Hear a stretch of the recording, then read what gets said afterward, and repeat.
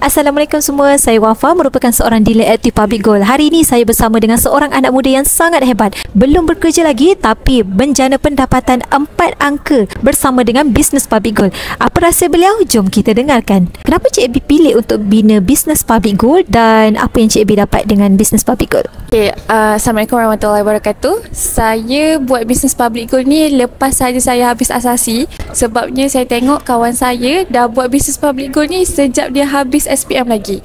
So, saya nampak macam wow, mudahnya bisnes Public Gold ni. Student baru habis SPM pun dah boleh buat bisnes Public Gold. Saya nampak kelebihan bisnes Public Gold ni sebenarnya sangat-sangat mudah.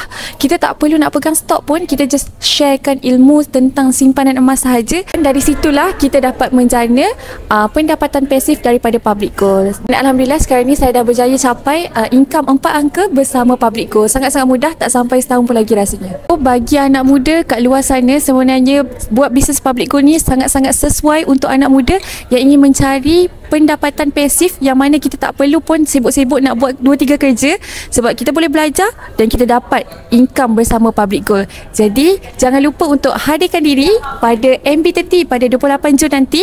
Saya akan bersama-sama dengan anda semua dalam MB30 nanti. Jumpa dari sana. Bye bye.